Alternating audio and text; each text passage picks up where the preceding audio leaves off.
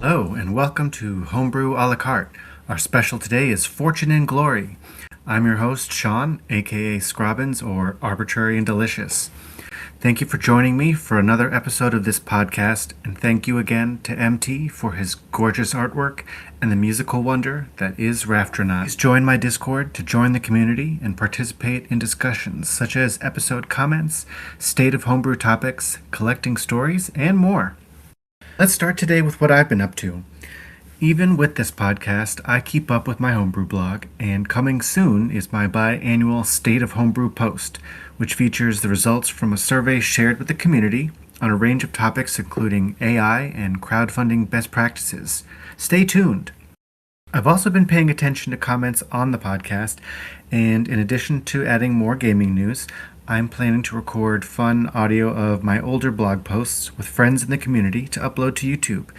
And when I have more time, also do live gameplays of the games that I cover. I've also been working on the scripts for Orange Island for the NES and The Viking and the Ninja for the Genesis/Mega Drive. For Orange Island, I've been tweaking some language and filling in gaps, but am mostly done with the story.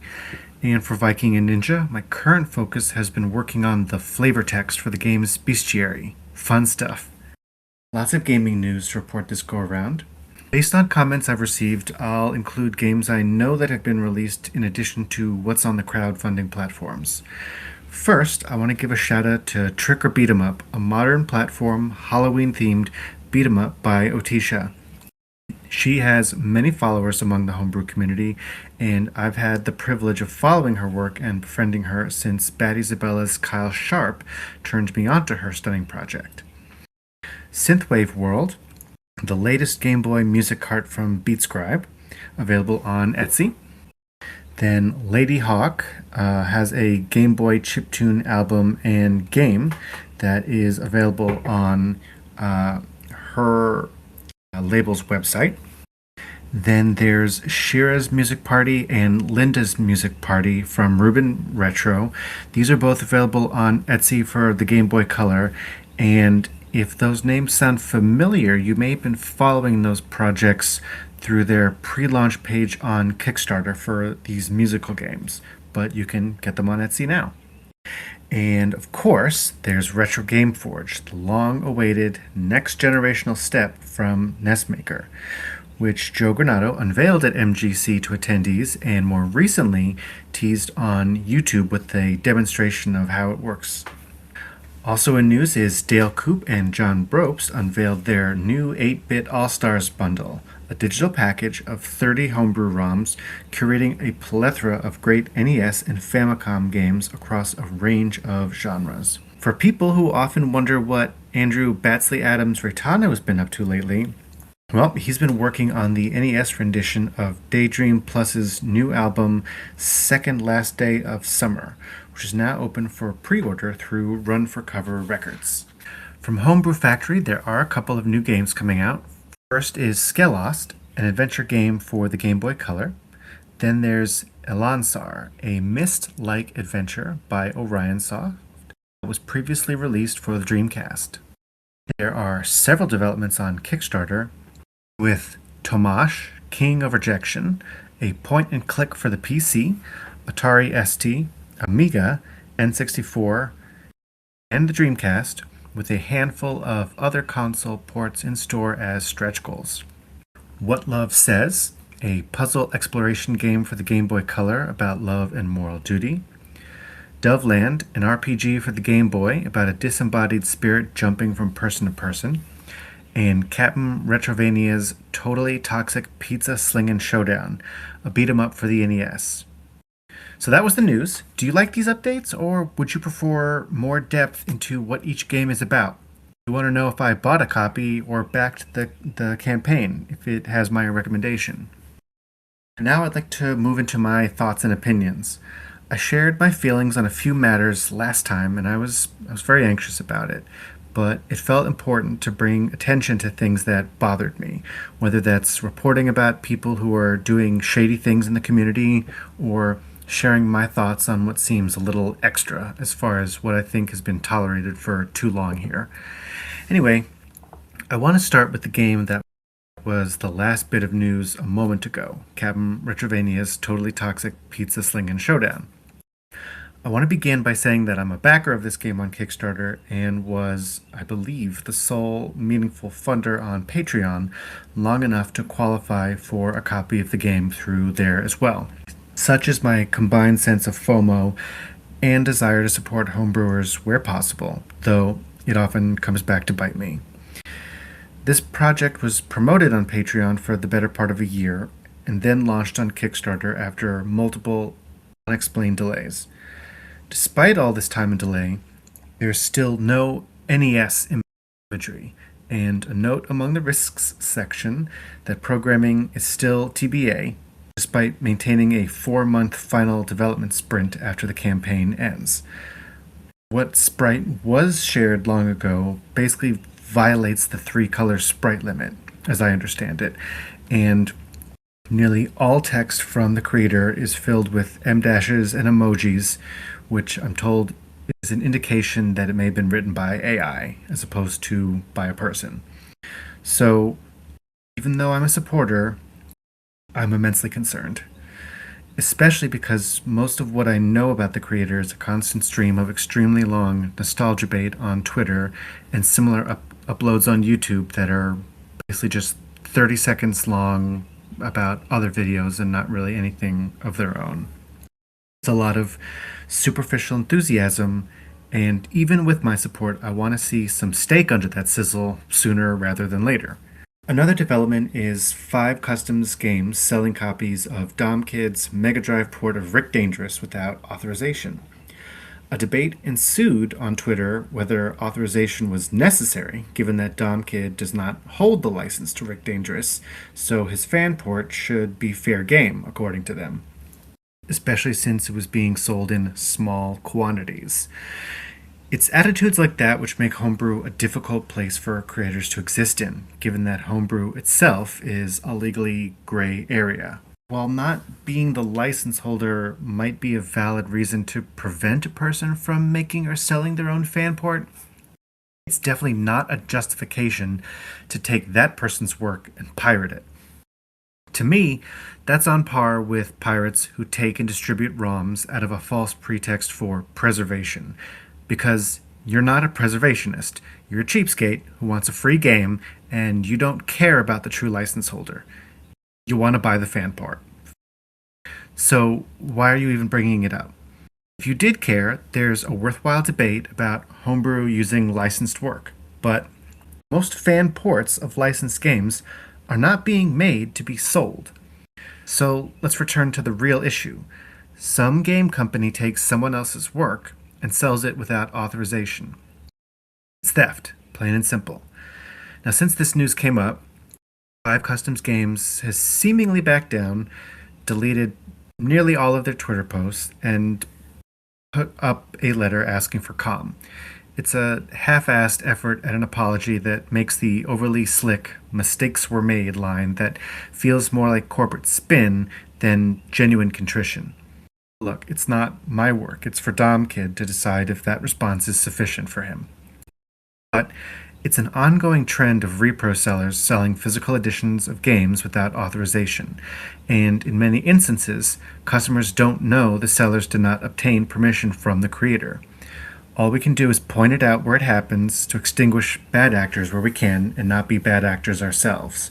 And I say that as someone who, early on in collecting, didn't always know that someone was selling something without authorization. So a few items in my collection were items like that, and I've done my best to replace them with legitimate pieces and then get rid of them, the unauthorized repros, so that I can have as ethical as possible a collection. Okay, moving on to story time. This edition will be about one of my usernames. Funny realization that popped up after my first podcast episode is how I pronounce my main username, Scrobbins. A lot of people who see it pronounce it with a hard O instead of a soft A. So, sorry for the jarring realization correction for many of you. Here's where it comes from. It was the auto-generated handle for my college email address, using my first initial, middle initial, and the first few letters of my last name, Robinson. Given that, I instinctively say it like Robbins. So, to be fair, I've heard the Scrobins pronunciation since college as well, so I find it perfectly acceptable. And in case you didn't know, now you know. Alright, on to the main event. Fortune and Glory began as an entry in GB Compo 25, where it won second place in the games category. Encouraged by the support, Matthew launched a Kickstarter for the game on April 22nd, 2026, with an initial goal of £2,500, which was quickly surpassed. By the campaign's end, more than 400 backers pledged nearly 10 times that initial goal. Tiers included the game's ROM, or CIB, with basic tiers just including digital or physical game elements, and deluxe tiers adding in stickers, pins, and a mini-comic or even original artwork. The campaign also had a few stretch goals that were met, including a third playable character, boss rush mode, master quest mode, and a separate Lost Levels game, which could be ordered as a physical add-on. Additional stretch goals added additional levels to this game. For more on this Tales quest, let's talk with its developer, Matthew. So hi and welcome, Matthew. I'm so excited to have you with me and to talk about Fortune and Glory. And I guess a great place to start is I'd love to hear your origin story, how you got into homebrewing and how you discovered the scene, and how did you come by the name KOTOR? All very good questions. Thank you so much for having me on. So first off, KOTOR, this dates back to a decades-old webcomic that I used to do, and I want to say like 2005, I think I started it, which was called Totally KOTOR. It was the story of Knights of the Old Republic, the video game. And I adore that game. Excuse me. It is one of my absolute favorites of all time, and there was a real community around it at the time, especially when the second game released, because the second game was only half a game when it released. There were a lot of things that had been cut out for time, and a dedicated community on the internet discovered all of this, and they were like, oh, what else is there hidden on this disc that we don't even know about? And that kind of led naturally into the fan media of the moment and people doing artwork and writing fan fiction and things like that. It kind of sucked me in, and so I started doing my own comic for a while.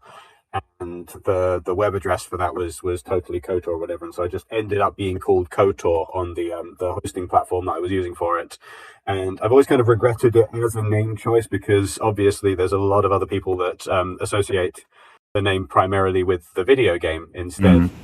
In terms of how I ended up with getting into the homebrew scene, it was something that was always interesting to me. I think I missed the boat when a lot of people made the jump into more modern games, and I've always been kind of trapped in the kind of the retro sphere long before, not to be hipster and say, oh, I was into this before it was cool, but before we had the kind of the modern resurgence of this, and people kind of really rediscovering these games. I just kind of had never left. And so it was always exciting. Oh, there's a new Game Boy game I could play, or there's a new Mega Drive game, or a Genesis game, or what have you. And so it was always exciting to discover these other things that people were working on. And I think for me personally, the turning point was GB Studio as a piece of software, which is, in my opinion, one of the most easy to understand and surprisingly versatile pieces of game development software out there for beginners in particular. I would recommend anybody who wants to make their own game, try making something in GB Studio first. It makes a little Game Boy ROM, so you can play it on original hardware, or you can play it in an emulator. But it's laid out in such a logical, sensible way that, especially if you're a very visual person, it's just going to make sense in a way that I feel coding is often a little bit daunting or intimidating when you first get started and just look at lines of code, and it's difficult to kind of make sense of it. But GB Studio just makes sense. And so as I was starting to kind of explore game development, this software really grabbed me more than anything else. And very much just for fun. I've been tinkering with it for several years now, but never had the patience to build anything I would say that is complete. I've entered my fair share of game jams, but I've never made something that would take more than, I don't know, 15 to 20 minutes to actually play all the way through. And something about this particular project has just stuck with me in a way that so many have not. And I've made it now to the finishing line, or at least closer to the finishing line that I've ever managed before, to the point of running a Kickstarter to actually fund the physical cartridges, which has been a real journey in and of itself. It's been a learning experience for me. So I have to ask real quick, given your love of Knights of the Old Republic, what decision do you make with Revan in the game? Oh, I'm a very big goody two shoes. I've made there's fun to be had playing the bad guy occasionally, but in my heart of hearts, I'm always going to do the right thing, or at least what I think is the right thing. I think what's more interesting, and this is going to take us off on a tangent that is not relevant at all to why you want to be here, but I think what's more interesting for me is Knights of the Old Republic 2, which Mm. is ostensibly a Star Wars game in the same mold as the first game and a lot of other Star Wars games. But when you start digging into it, it's more of a philosophy simulator where you have at least one member of your party who is constantly saying, "Yeah, but have you considered it from this other perspective?" And like the classic example in that game is if you give money to a homeless person or a beggar in order to just make their life a little bit easier. And this person turns to you and says, well, now you've just made that person a target because they're in this refugee area and no one else has any money and they've got some money. So they're in danger now because you've tried to help them, but you haven't really thought it through. And Hmm. so it's a really interesting kind of exploration of what does it mean to actually be a good guy. But then if you refuse to give the beggar any money, then she'll still tell you off and she'll say, no, you've still done the wrong thing because you haven't helped this person and he's going to go out and lash out at somebody else. And so it's an interesting game if you like a bit of Star Wars and you really want to delve into the meat of what it actually means to be a good person or a bad person in a game that then has this very clearly defined morality system.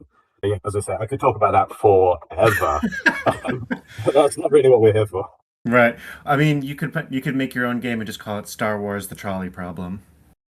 Yeah, basically, exactly that. Where it's, am I actually doing the right thing? Am I helping someone? But it's playing that game over and over as I've gotten older. I think I started as a teenager first playing it, and I was very much the super goody two shoes who was like, no, I'm going to do the right thing because it's the right thing. And getting older and kind of recognizing the moral gray areas is one of the reasons why I love coming back to it because it's changed with me, or at least my perception of it has changed. And I love a game that can really make you think about your own deeply held beliefs. So yeah, I love it. Hmm. I mean, I do think that still dovetails with what we're talking about. I mean, my next question actually is going to be, what are your influences as far as your game making style, your aesthetic choices, and even your artistic style? Well, yeah, as I say, this all kind of started.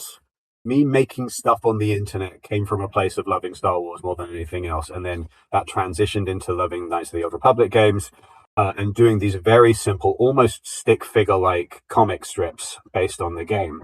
And I wanted to keep them very simple because I wasn't the most talented artist in the world, and I was a lover of Calvin and Hobbes and Mm. Charlie Brown and newspaper comic strips that have that very simple kind of two dots and a smile kind of look to characters.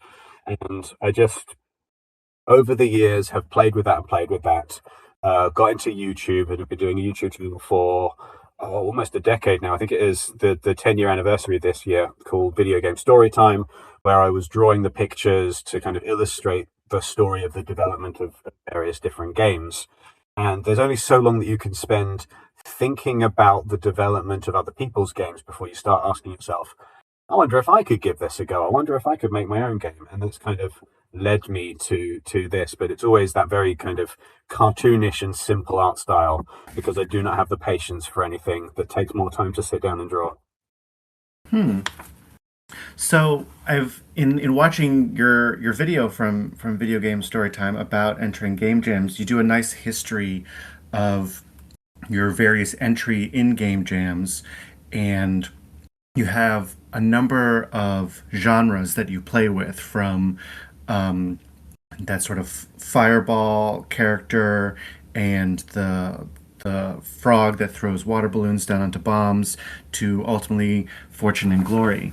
And is there a particular resonance for you of either these sort of arcade style games that you began with, or the dungeon crawling platformer that you arrived at for Fortune and Glory? So while I've obviously been speaking a lot about Star Wars role playing game in particular, the thing that I loved more than anything else as a kid was playing 2D platformers, because that was what games felt like they were during the 8-bit era. Was you had a little character and it hopped around. There were other kinds of games around. Those were the ones that my family in particular gravitated towards. And my mother was a really active, involved video gaming mother in the way that I think a lot of other people just don't have that kind of relationship with their mum. But she would go to the video game store. She had a good relationship with the staff there, and they would kind of say, "Oh, try out this game," or she'd put herself down on the waiting list if something came in secondhand Oh, or pre-owned.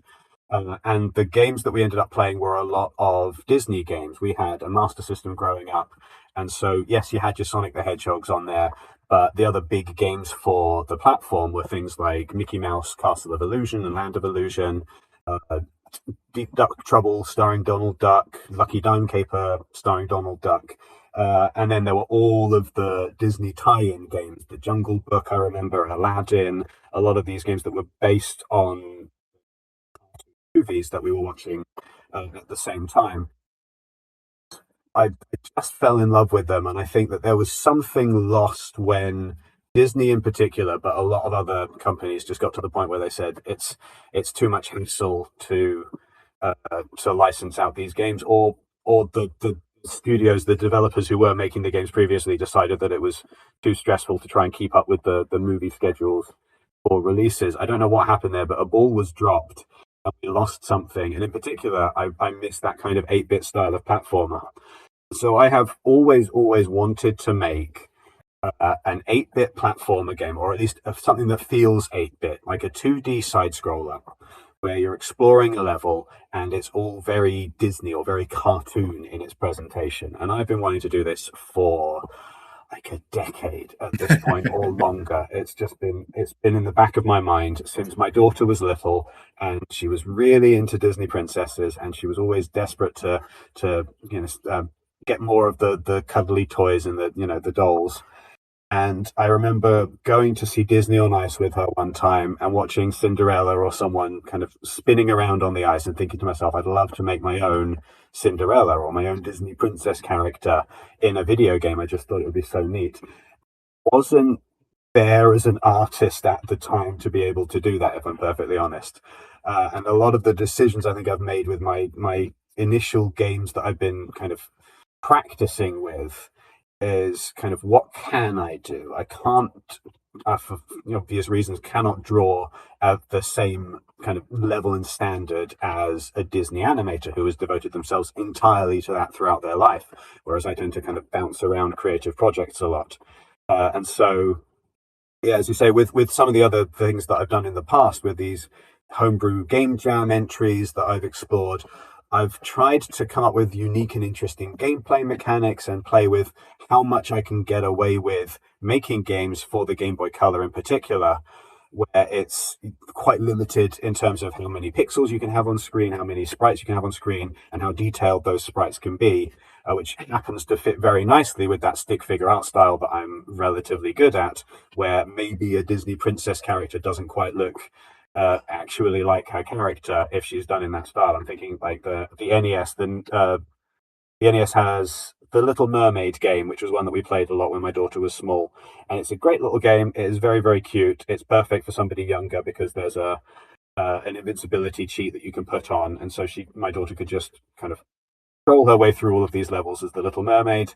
But there's something about, what am I trying to say? I'm a bit lost.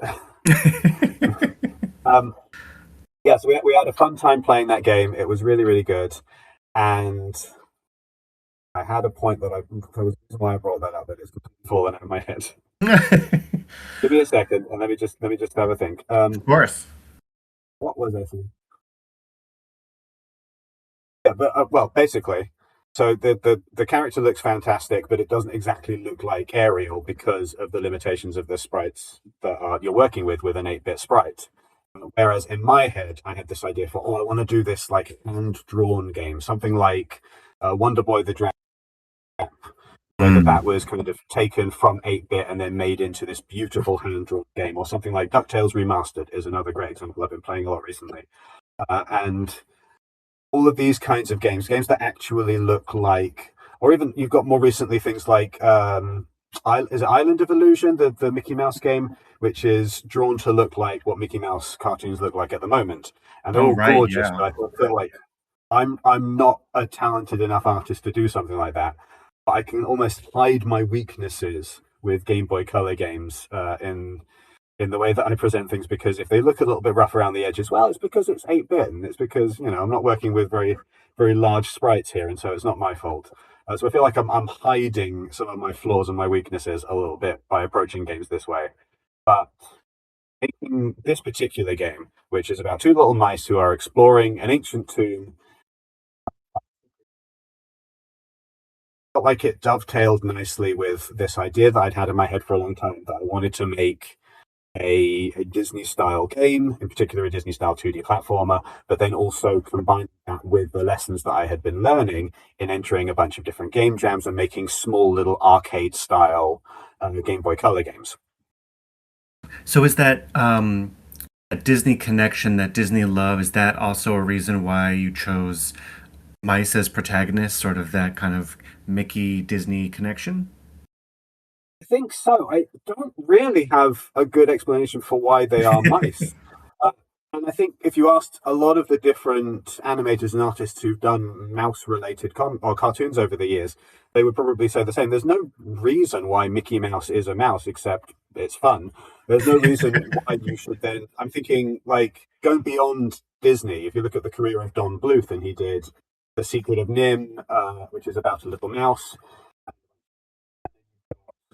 American Tail with Fievel, and then Fievel Goes West, the sequel. They're always little mice, and there's something appealing about a little cartoon mouse. Oh, and at the same time, there was Basil, the Great Mouse Detective. So there was something, I think, in that particular moment in time, like the late 80s and maybe just the start of the 90s, where mouse cartoon characters were very much in vogue. And I think that taps into exactly the time period of game development that I'm kind of emulating as well, because you had these cartoon mice on the big screen, and then you had these video games that are kind of the 8-bit era, and that's exactly what I'm trying to create. And so when I sat down to make this game, my first thought was I'd like to make something a bit Indiana Jones. Mm. My second thought was, well, it'll be a cartoon mouse, won't it? Like there wasn't a question of which animal do I choose. It just was, well, obviously it's going to be a mouse. I have no real reason why, except that that's what feels appropriate for the kind of game that I wanted to make and the kind of inspiration that I had there. Mm.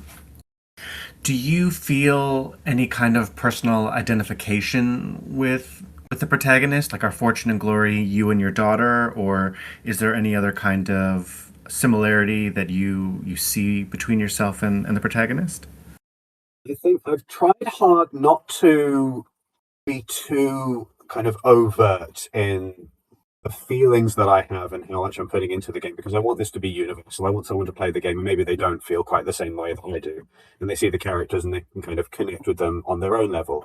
But yeah, definitely for me, the reason for doing an Indiana Jones game is because sometimes life feels like an Indiana Jones film. Not in that I'm jumping around in tombs, I hope not. but there's there's that moment in Raiders of the Lost Ark, which I think about a lot, which is Indy has just been through everything. He's just been thrown into the tomb, and he's got out the Ark of the Covenant. He's been shot at. He's been kicked. He's been punched. He's been attacked by snakes, and he is exhausted. And he's trying to steal a plane so that he can get home and get the Ark of the Covenant home, ideally. And there's this big giant bad guy that comes out. He's like the biggest guy on planet Earth, He's like, "Oh yes, brilliant! I'm going to have a fight with this guy. Come on, let's bare knuckle box for a second." And you just see this moment where Indy is like, "Okay, just let me catch my breath for 3 seconds, and now we'll have a fight." And it's that moment which I feel is like 90% of being an adult, especially in the modern climate where everything is just constantly busy, where you just have, all right, just give me a second, I'll come and I'll deal with you and say, all right, okay, let's go, let's have that fight now. And that was the moment that I really wanted to capture in this game. And so a lot of what the mice go through with this constant it's a non-violent game. I do something that was filled with kind of fighting and punching and kicking, because that never really feels true to the Disney ethos in general. Right. What I was trying to cut, like, it's always a bit weird when Mickey Mouse is jumping on bad guys to kill them, because that's, I mean, well, maybe in his older cartoons he would do that kind of thing, but that's not like the modern image of him. But instead, what I've gone for in this game is a lot of pitfalls, a lot of spinning blades, a lot of boulders that you have to jump over, hazards that are just constantly lining up. And so as you're leaping through the game, it feels like this constant progression of, oh, things are getting more and more and more intense. That classic kind of gameplay formula. And the message there, I think, to a certain degree, is feeling of, okay, what have I got to deal with now? All right, how do I deal with that? Okay, now I'm moving on. Now I'm dealing with this. And capturing that vibe of modern adulthood of, okay, I've got 5 things to worry about right now. How do I deal with them? And then move on and deal with something else. I mean, we were talking before we started recording. My computer died last week and my washing machine died in the same hour. And so I was dealing with both of those problems at the same time as trying to work, at the same time as putting some other things together for this Kickstarter for the game. And it's just kind of poetic, because that has just been the experience of making the entire game anyway, has been bouncing between different things and stealing moments of my spare time to be able to work on it. That's just life. And I don't know how well that comes across in the game, but I did like I got a comment on the game from someone who's pointed out that the characters are always really smiling and happy what they're going through, and they just I was just thinking that. Yeah, it's kind of, I like their upbeat attitude. I like that they're just constantly happy with it. And they're having a great time, even as they are being beset by all of these challenges. Right, it's like that meme. This is fine. Yeah, a bit. Yeah. What's a moment of difficulty in your programming and your creation of the game that required a great deal of creativity that you had to overcome, that you really felt was a milestone of your development as a creator? But there are constantly little moments like that working with the Game Boy architecture, because there are limits to how many sprites can be on screen at a time. There are limits to how many tiles or how many pixels I can draw on the screen at any one given time. And a lot of it is kind of having an idea and then thinking, can I actually get that to work with the tools that I have available to me? In particular, there's various different, instead of boss fights in this game, I've got auto scroller levels, and trying to come up with different ideas for how to approach them is kind of tricky. But I had the hardest one for me has been this hang gliding section that I wanted to put in, and it's kind of a throwback to Sonic the Hedgehog 2 on the Sega Master System, which has a little hang gliding level, but it is the most fiddly and awkward thing on planet Earth. This is not like this is very straightforward. You press up and down, and it essentially works like a little shooting up level. But it's been more hassle building this one level than anything else because of the limitations of the Game Boy. My initial thought was I'd like to have the character swinging through the screen on a rope rather than a hang glider, and that just looked terrible. And so I thought, okay, I'll go with the hang glider. But the hang glider is such a big sprite that then I've got limitations about how many things I can put in its way. And so I've tried 4 or 5 different ways of getting it to work, and I've just about figured something out that I think is going to work for it. But even so, it's a work in progress. But I think the part of the fun of designing for Game Boy Color are all of these limitations. It's the fact that I have to work around these things that then breeds greater creativity, and tries kind of new and different ways of approaching a thing. Whereas if I could have just done my the first thought that came out of my head, it probably be a game to put together in a lot of cases, but it wouldn't have kind of necessarily, it's not necessarily a good thing to be able to do everything. Sometimes those limitations breed creativity and help you to come up with new or novel ways of kind of presenting what is ostensibly a very familiar formula. Like I'm not under any illusions here. The game that I have made is not a bold new gameplay mechanic. It is you run and you jump, and you get through things in very much the same way that you do in a lot of other 2D platformers. The question is, how can I make it different in terms of presentation and in terms of the art style and the way that the game feels to play? And the most fun that I have with this is experimenting with that, which is also kind of working around these limitations. So I'm kind of glad that the limitations are there because they push me to come up with things that I think feel a little bit different. Nice. And so with Fortune and Glory, it's certainly been getting a lot of hype. I mean, as of today, you're at, I think, a little over 5 times your initial funding goal. You have a little over a week left to go. How does it feel to have that kind of excitement for your game? Surreal, I have to say. Like I'm not used to succeeding in this way. And I say that it sounds like I'm being really negative or pessimistic.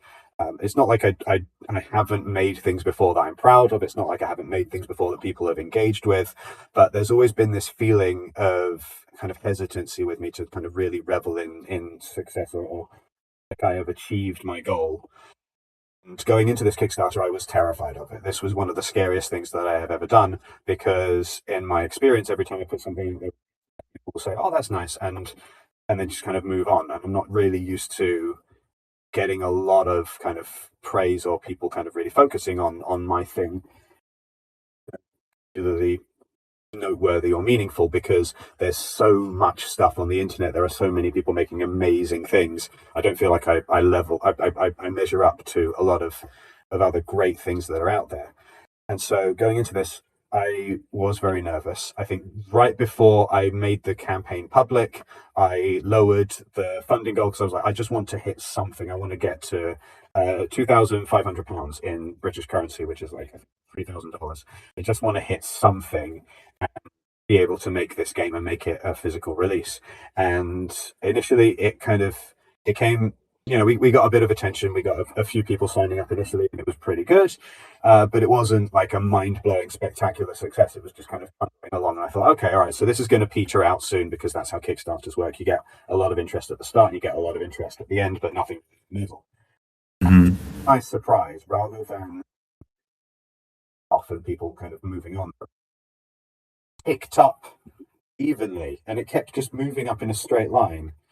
Day on day on, we were getting kind of about the same number of people visiting the website, and about the same number of people um, pledging to fund the game, and it really surprised me because that was not what I was expecting at all. I was expecting people to react to this as normally react to things you put on the internet, which is, oh, that's nice, and then moving on. But to not just with the funding of it, but the wonderful comments that I've had from so many people, including yourself, definitely.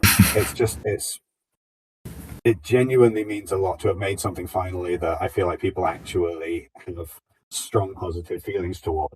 And I feel like I didn't deliberately name the game Fortune and Glory because that was what I was hoping to get out of this, but it does feel almost it's very appropriate as a name. Like the name comes from an Indiana Jones film, and here I am sitting here and talking about it on a podcast. And as you say, the Kickstarter is doing quite well, and I feel like, okay, yeah, this is my Fortune and Glory, which is fun. But I need to be careful, right? Because the moral of any Indiana Jones film is that it's not the fortune and glory that's worth having. And the rug gets pulled out from Indy right at the last second and it all comes collapsing down. So I'm prepared for that emotionally. The real goal here, the real success as far as I'm concerned, is I've made something that I'm proud of.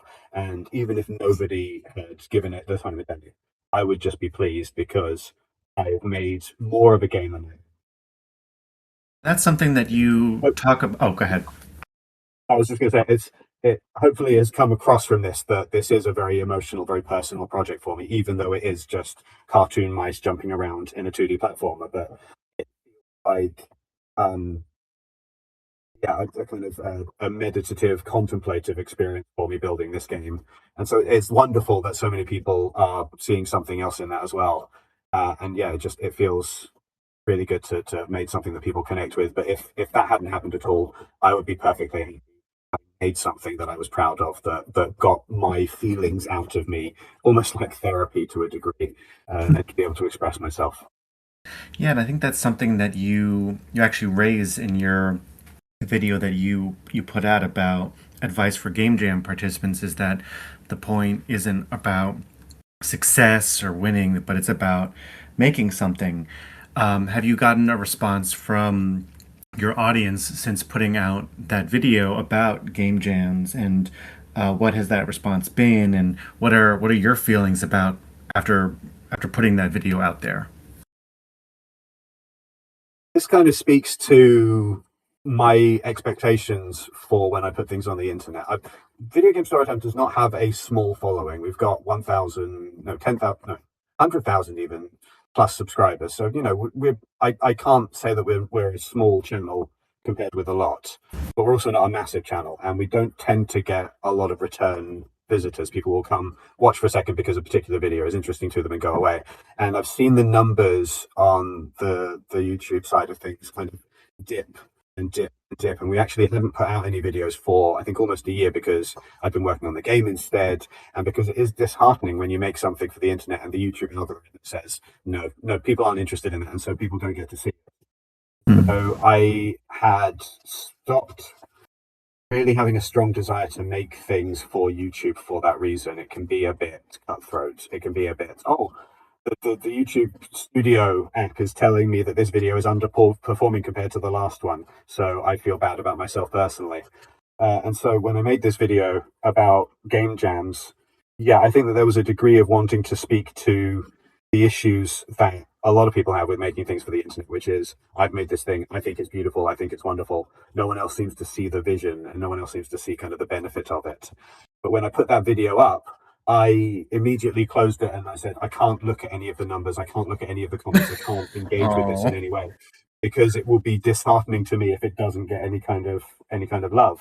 And certainly, if I were caring about doing that video from a views perspective, it didn't get very many views. But I did eventually go back and read the comments. And yeah, there were a lot of people who were saying, oh, thank you for this video. It's some very good insight.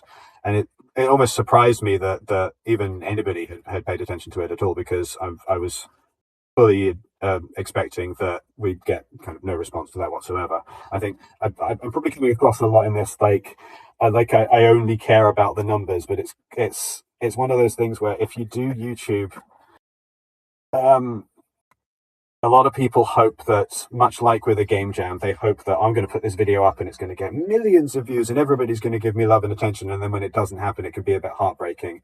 And that's a feeling that never really goes away, no matter what size of a YouTuber you are. I've got friends who've got millions of subscribers who complain and say, oh, this video didn't do particularly well. And then I've got friends who've got kind of a similar size to me or a bit smaller, and they'll get frustrated because a video doesn't perform. It's difficult when you make something and then an algorithm in particular tells you that it's just not appealing, or it just for whatever reason doesn't click with an audience online, and there's so much noise that it's hard to kind of compete. And that is essentially what I wanted to say with that video in terms of the game jam, because during the time that I was working on the initial version of Fortune and Glory, which started as a game jam game, there were a lot of people just chatting in the GB Studio Discord about their games, and a lot of people kind of getting frustrated because they couldn't make it the game that they wanted it to be, and so were thinking, oh, I'm not actually gonna submit it to the game jam because of that. Or a lot of people who were asking questions about the prizes and saying like, oh, well, what if I do this? Can I get this prize or this prize? And it's nice that the GB Studio, the GB Jam Game Jam, which is the one that was, or the GB Compo Game Jam. It's nice that they have prizes, but I think the problem with a game jam with prizes is people get so fixated on winning that they miss the wood for the trees. With a game jam, the fun of it is not getting a big successful prize. The fun is making something that you can be proud of. Like a game jam pushes you to make something. And I think the same is true from my experiences on YouTube. If the goal is to connect with a lot of people and to have your work seen by lots of people and to get famous off YouTube, that's really the wrong way to approach it. And that is just going to lead to burnout. The better reason to make a YouTube video is, I've got a story I want to tell. I've got a thing I want to discuss. I have something to say. And I'm kind of releasing that from myself, and I'm putting it out there into the ether. And if you fixate on how people respond to it, you can find yourself getting very depressed if you don't get the response that you want. And so I think for all creative work, it's more important to make something that matters to you and that you can be happy with just enjoying for yourself personally. And then if anybody else happens to enjoy it as well, that is a bonus. That's a nice thing to have. But the goal really is to personally be happy with something that you've made, with this piece of art, whatever it happens to be. And as long as you enjoy it, then that's the most important thing. At least that's the way that I see these things. Having participated in as many jams as you have, what kind of judge do you think you would be in a jam? Oh, I think I would be a very poor judge. I think it would be very difficult to do. I have nothing but respect for the people who judge game jams, especially having spoken with many of them. And they get such abuse, unfortunately. There are a lot of people who, as I say, are so invested in their own entry that if they don't get the love that they expect, or if they have some kind of negative feedback, they can respond very poorly. And so I think to be a good game jam judge is a difficult job in and of itself, and I don't think that they get the respect or the love that they deserve. But there's one guy in the Game Boy homebrew community, Tronimal, who runs his own game jam every now and then for Game Boy, which is the GB Showdown game jam. And he is just the loveliest guy on planet Earth. And I only ever seem to talk to him while there's a game jam going on, just because life is busy. But his kind words and his comments have made such a huge difference to me personally, where he liked a thing I made, or he kind of suggested, oh, maybe you need to try this, or something else like it instead. And he does it in such a kind and such a caring way that I feel inspired to make something whenever he's given me feedback. And I think that that's not necessarily maybe not something that I'd be very good at. I think I might be more inclined to say like, oh, this is fine, or just not be able to give that kind of clarity of feedback and communication, or just maybe struggle to give any game the time that it deserves. Because one thing that I really admire about Tronimal is when he did one of his game jams in years past, I think it was 2023 or possibly earlier, he then sat down on stream and played every single entry to this game jam that he had put on himself, back to back to back over the course of a week, which was an incredible feat. And you could tell Right. by the end of it, he was absolutely exhausted. But it was such a wonderful experience to see the judge for this game jam, or at least, well, he was, I think it was a community vote kind of decided who won the game jam. But he, as the kind of the host of the game jam, as the one who had organized it, to be able to watch him play all the games and say, oh, I like this about them, or I like this about them, and mostly very positive about all of these games, and very kind of free and easy with his compliments in particular, thing to behold. And it was a kind of a great community moment where I think a lot of people from the homebrew community came together to watch his stream and to enjoy talking about the games together. And I feel like that was such an important part of the whole experience for me, that really inspired me to keep going with future game jams, where if I just made something and put it out there and not had that kind of more tactile feedback from the community of being able to watch someone play it live and kind of discover it, I think I probably wouldn't have ended up entering as many game jams as I have done in the years since. So I definitely feel like, yeah, a good judge for a game jam is someone who is doing their best to kind of bolster the community and to inspire people, in addition to the cold, hard reality of what it is, which is deciding which of the games are the best, or which ones of the games are maybe not quite as polished. Hmm. I love that, and I'm definitely a fan of Tronimal too. I collect some of his chiptune albums that he's put on cartridge. So Very, very talented in his own. I love him. Um, I want to talk real quick about video game story time. I'm also a fan of that. Despite what the algorithm might say about some of your other followers, I've been a fan for a number of years. Um, and so I was in love when I saw the video game story time along the spine of the box art for Fortune and Glory. So I'm curious to ask. So what was the inspiration for the channel? How do you identify the stories that you want to tell, and how do you research them? And also, what's the influence of the stories that you've told in this channel in how it's maybe influenced the storytelling that you've set on for Fortune and Glory? Is not just my baby. It's something that my whole family gets involved in different capacities. I have my wife, Brett Stripes, is or was traditionally the narrator for the channel, Oh, and I've done really? one more video here and there. Yeah, she um, for the first few years, she was the narrator for all of the videos.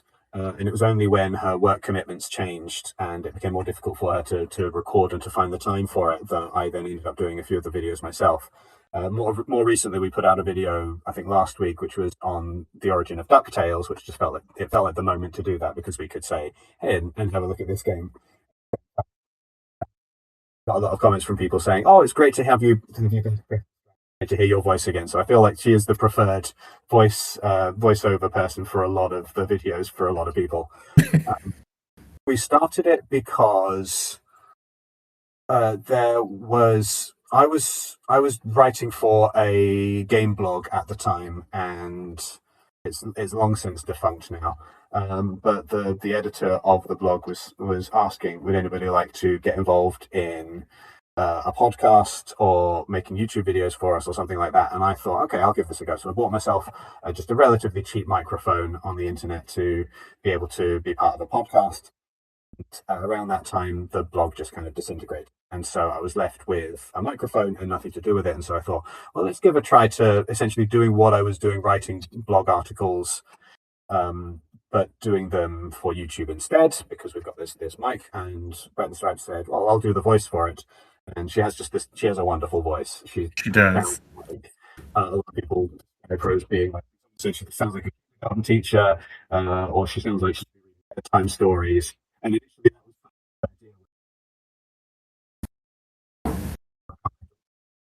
was very, very small at the time. Every now and then, very proud of her these videos. And so I think it grew out of the fact that we were young parents and we were telling stories to our kid anyway, and we wanted to kind of tell inspirational stories. I can't help but always find an inspirational moral in any story that we tell, because there's always kind of some way of looking at things positively, even if it's the story of a studio that goes under. Like we did a video for T the Extraterrestrial on the Atari, which is famously an unpopular game.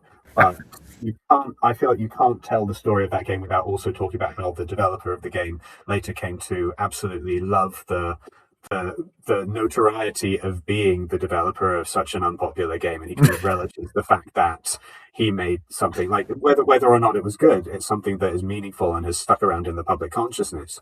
And so it's great to kind of find the silver lining to game development, where sometimes it can be a bit stressful. And every now and then we'll get a comment or a message from a developer that we have mentioned in a video, or talking about one of the games that they've worked on, and they'll say, "Oh, thank you very much for kind of giving the human side of this." And it's so heartwarming. Like those are the comments more than anything else that make the channel exciting to work on, because you know that every now and then the developer is watching and is grateful that someone is telling their story. And then sometimes they'll say, "Oh, you got this fact or this fact wrong," and we'll have to take down the video or reconsider the way that we presented it. But it's always lovely when somebody kind of feels like they've been seen, because I think that a lot of us just kind of it's easy to feel like you're overlooked, I guess. And so when we can make somebody else feel like they have been seen and like their work has been appreciated, then that's just one of the joys of doing YouTube for me, more so than the other side of things which I've talked about, which is the anxiety over stressing over the numbers of a particular video. Like if it makes a difference to someone, if we get a meaningful comment from someone who says this video has helped me, not just from developers but from anyone basically, if someone says this has inspired me or this has made me feel good about myself, then that's the real goal and the task at the end of the day, because that was what the channel was always meant to be, was just inspirational stories to help, in particular our daughter, but just anybody who's watching who might be having a rough time, to feel like it's okay. I'm doing something difficult at the moment. I'm having a hard time, but I can stick with this, and I can make things work, and I can kind of turn this into a success in the end. Yeah. So I'm sure this is the last thing that you want to hear as you're still knee deep in your current Kickstarter, but do you have any ideas for future games? Do you think you would want to continue in Game Boy? Do you feel a certain urge to move to other consoles or play with other game making tools like NES Maker on the NES? It's a good question, and it is something that I've considered. I think I met Ali, the developer of the Homebrew NES game Flea, a couple of weeks ago, and he was chatting with me, and it was wonderful to talk to him, because he feels like, I'm not sure if you're familiar with him, but certainly in the UK, I've met him a number of times. Yeah, no, he's just such a lovely guy.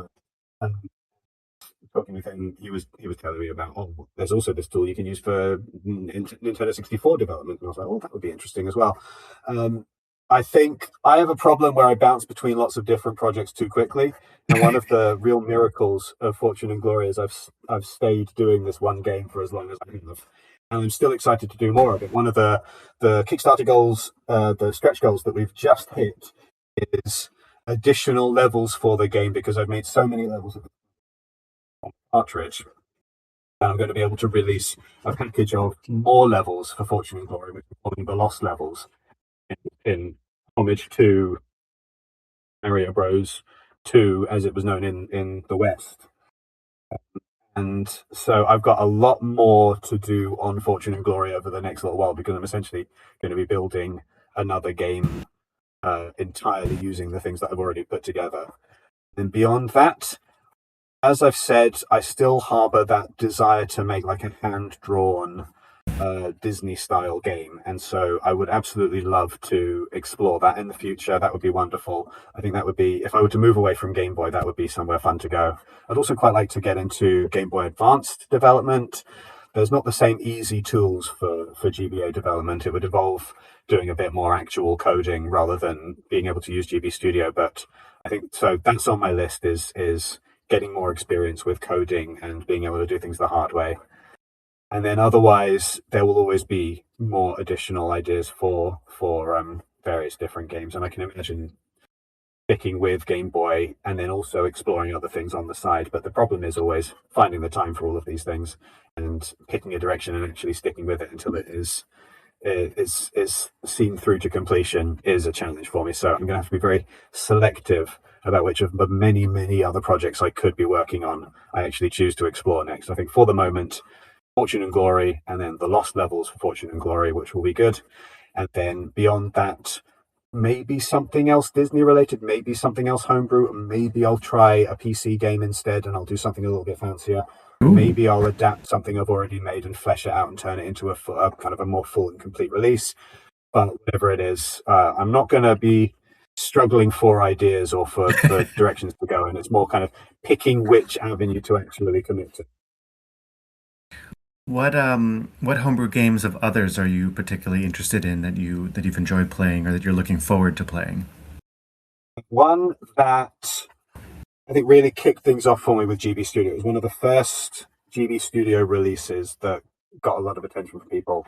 Is nothing like any of the games that I've made. Is Deadius, which is a brilliant little horror game. Doesn't take very long to beat.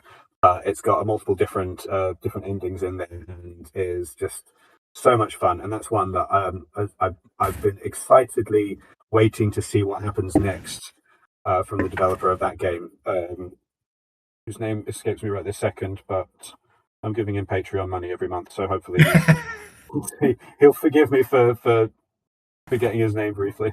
Give me a second, let's see if I can find it. Isma is his name. Yes, so yes, the wonderful Isma has made that and is working on something else, and I'm very excited to see what that is, but it's all very hush-hush at the moment, based on his posts online. So I'm very much looking forward to that. Another one that I'm really eager to give a go to is awaiting the arrival of my copy of Defused, Mm. Has just been released by Incubate, and I met the developer of that game as well, Kwang, who is just such a wonderful, wonderful guy and a very talented developer in his own right.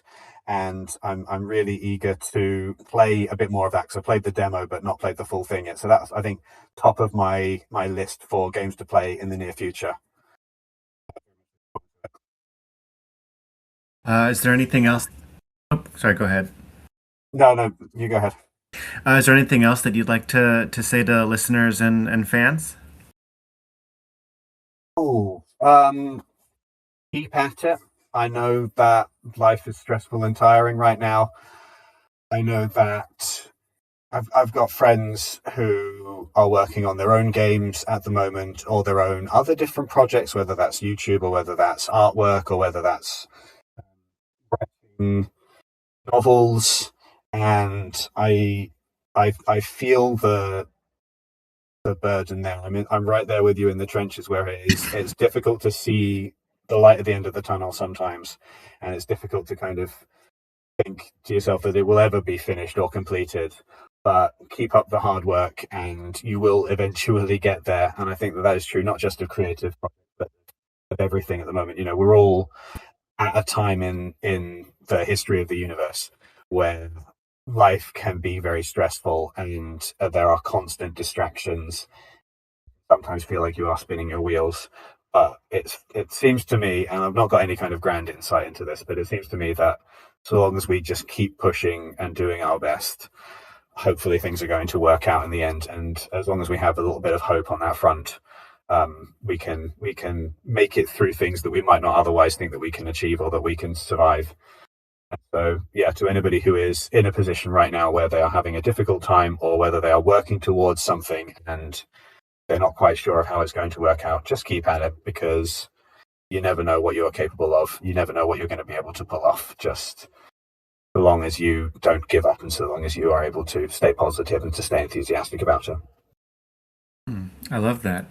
I appreciate so much having you take the time to speak with me and to share your stories, your background, your insights, your work. It's been fun talking to you, and I'm excited to share your stories with the listeners of this podcast. And yeah, thank you so much for being with me. Thank you so very, very much as well. It means a lot to me that you have asked me to do this. Sorry if you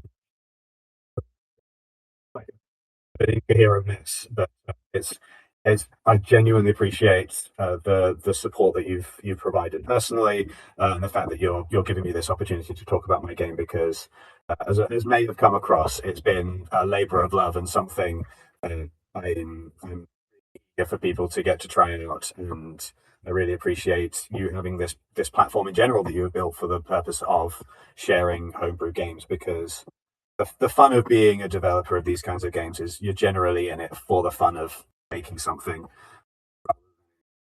And it's great to see the community get a bit more support and a bit more kind of amplification, so that more of these games can get out there and more people can try. Absolutely, it's something fun being sort of the homebrew evangelist to try and help break this niche of a niche into a broader audience. So I'm only too happy to try and do my part to help more people find these games from such hardworking developers. It's genuinely, from all of us, it is very much appreciated, really. Well, thank you so much. I want to thank Matthew for taking the time to talk with me about Fortune and Glory. It's a fun game overall, and I've been a fan and follower of video game storytime for a number of years.